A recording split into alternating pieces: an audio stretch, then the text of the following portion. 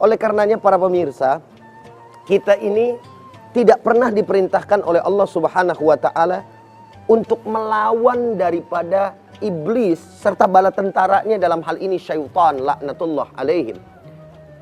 Kenapa? Karena memang kita tidak akan pernah sanggup untuk melawan syaitan, tidak akan pernah sanggup melawan daripada iblis jikalau hanya mengandalkan daripada diri kita sendiri. Allah memerintahkan kepada kita untuk berlindung kepadanya dari semua godaan syaitan yang terkutuk.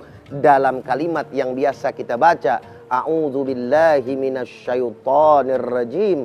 Aku berlindung kepada Allah dari godaan syaitan yang terkutuk. Subhanallah walhamdulillah wala ilaha illallah wallahu akbar walillahil hamd. Para pemirsa hadirin, Assalamualaikum Nusantara dimanapun Anda berada. Ada pertanyaan yang menarik dalam kaitannya tentang sebuah keikhlasan. Apakah boleh kita membaca surat Waqiah dengan tujuan meraih dunia? Lalu kemudian, apakah hal ini tidak termasuk kategori riya? Yaitu membaca daripada surat Al-Waqiah tapi dengan tujuan mendapatkan kelancaran dunia. Permasalahan seperti ini akan menjadi satu pertanyaan di benak umat Islam atau di benak orang-orang awam. Oleh karenanya, dalam kesempatan ini saya akan coba untuk meluruskan apa yang menjadi definisi daripada riya, ikhlas, serta tingkatannya seperti apa yang disampaikan di dalam pendapat-pendapat para ulama. Para pemirsa hadirin, Assalamualaikum Nusantara dimanapun Anda berada. Dalam hal ini Al-Imam Al-Fudail Al-Iyad, Fudail bin Iyad maksud saya, rahimahullahu ta'ala, beliau pernah mengatakan seperti ini. Tarkul amali min ajlin nas riya'un, wal amalu min ajlin nasi syirkun, wal ikhlasu ay yu'afiyakallahu minhuma. Termaktub di dalam kitab Ar-Risalatul Qusyairiyah halaman 96 dan juga 95. Apa yang beliau katakan? Fudail bin Iyad rahimahullah menyampaikan kepada kita, meninggalkan amal karena manusia itu namanya riya.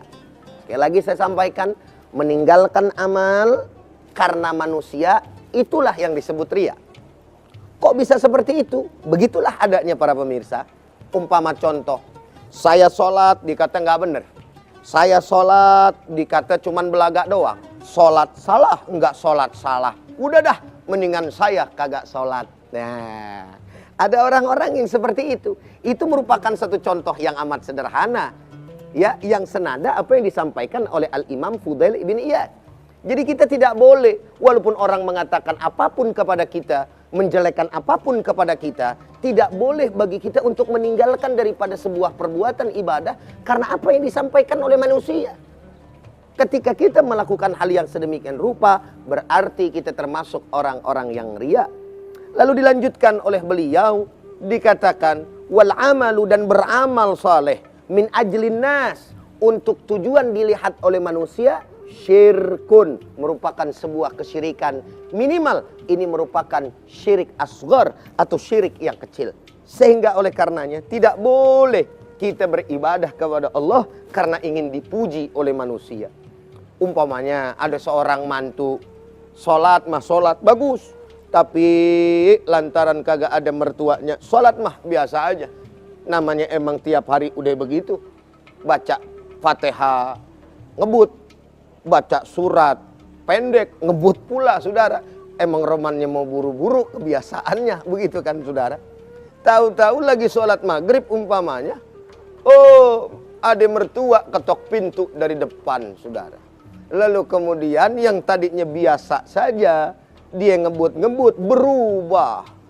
Nadanya dibagus-bagusin, dikeras-kerasin. Supaya apa? Supaya mertua dengar, saudara hadirin. Bismillahirrahmanirrahim. Alhamdulillahi Rabbil Alamin. Waduh, tadinya mau ngebut. Bismillahirrahmanirrahim. Alhamdulillahi Rabbil Alamin. Ar-Rahmanir-Rahim. Maliki Yaumiddin. Bodoh amat. Kenapa? Nggak ada mertua. Dengar mertua ketok pintu biar dianggap mantu yang saleh. Dibagus-bagusin. Kata Fudel bin Iyad, model seperti ini beramal karena arah manusia atau tujuan manusia dianggap baik oleh manusia adalah merupakan syirik yang kecil. Lalu bagaimana dengan yang ikhlas? Lalu dilanjutkan oleh beliau, wal ikhlasu ayyu'afiyaka Allahu minhuma, yakni ikhlas itu kalian dihindari dari dua hal yang tadi. Ketika kita beribadah hanya karena Allah, orang mau puji, orang nggak puji, orang hina, orang tidak hina, ramainya manusia, sepihnya manusia, tidak menjadi persoalan bagi kita atau si hamba tadi, karena yang dicari adalah Allah dan juga keredoannya. Subhanallah, walhamdulillah, wala ilaha illallah, wallahu akbar, walillahil hamd. Sekarang ini kita sebagai manusia khususnya di akhir zaman, kadang merasa menjadi pemikiran dan menjadi beban buat kita apa yang disampaikan oleh orang kepada kita. Padahal mah bagi orang yang betul-betul ikhlas, dia tidak akan pernah peduli apa kata manusia. Apalagi di zaman sosial media. Kalau dulu sih saudara hadirin para pemirsa, tetangga mungkin yang ngomongin kita karena deket. Mungkin teman sekantor yang bicarain kita. Mungkin teman sepergaulan tongkrongan kita yang ngomongin kita. Kalau di akhir zaman ini, manusia seluruh dunia bisa bully kita, saudara. Itulah kemajuan teknologi dari kurang dan lebihnya. Komentar, bikin status misalnya. Kita kemudian bikin video, bikin foto misalkan di Instagram, Facebook. Lalu kemudian juga yang sekarang lagi tren anak muda, TikTok. Waduh, itu yang namanya manusia. Para netizen maha benar atas segala komentarnya, saudara. Kalau kita nggak kuat-kuat, Masya Allah, akhirnya kita kepikiran. Habis kepikiran kita sakit, tertekan dan lain sebagainya. Padahal Allah yang kita tuju. Kalau kita melakukan kebenaran dengan apa yang kita sampaikan di sosial media, umpamanya, jangan dengarkan apa kata orang. Jangan hiraukan apa yang dicaci oleh mereka. Karena Allah adalah tujuan bagi kita.